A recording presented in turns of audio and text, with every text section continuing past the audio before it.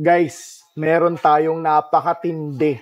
Pinakamatinding Godzilla versus Kong to na nakita ko. Prime 1 Studios, Godzilla versus Kong, the final battle, full diorama. Tara, check natin. Okay, so guys, ito, tignan natin, napakalupit. Tignan nyo naman guys yung King Kong, ang laki. Diba? Yung mga building niya guys, ang ganda kompleto, ang daming ilaw. Tapos lahat ng mga fire effects niya, may mga ilaw din. Sobrang angas. Ayun, Prime 1 Studio, ito yung gitna nila.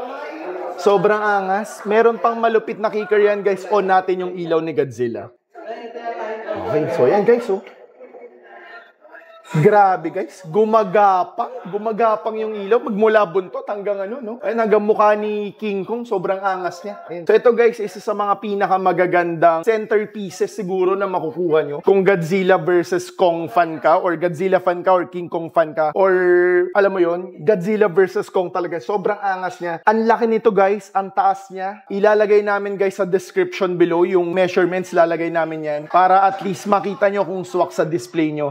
So, ito, this will be available at our base 5 sa bago nating store. Di-display natin yan. Syempre, isa sa mga centerpieces natin yan. Ayan, sobrang angas. Review natin, guys, yung mga parts niya. So, guys, yan. Tignan nyo naman, guys, yung ano niya. Yung base pa lang, guys. Tignan nyo yung base. Sobrang angas nung base niya. Parang merong catacombs. Tapos, pag titignan nyo, guys, may mga details pa ng mga kotse na sira, na sumabog, na may usok, may fire. Grabe. Etong part na to, nawala na ng kuryente, no? Pero dun sa likod, nandun yung Prime 1 building, no? Ang ganda nung lighting niya, guys. Ayan, sobrang panalo. Ang laki niya. 'Di ba? Napakaganda nung accuracy nung details niya talaga. Ang daming buildings. 'Di ba? Iba-iba yung ilaw. So, ang ganda. Okay, dito naman tayo, guys, kay Godzilla. Ang ganda. Nakita nyo, guys, kanina. I-replay natin yun, Choji. Yung gumapang yung ilaw na ganun, 'di ba? Ang ganda. Buong likod hanggang sa nakatutok yan, guys, actually sa mukha ni Kong. So, ang ganda niya. Tapos sa ibabaw, may mga airplane na ganun. Ito parang may chopper din na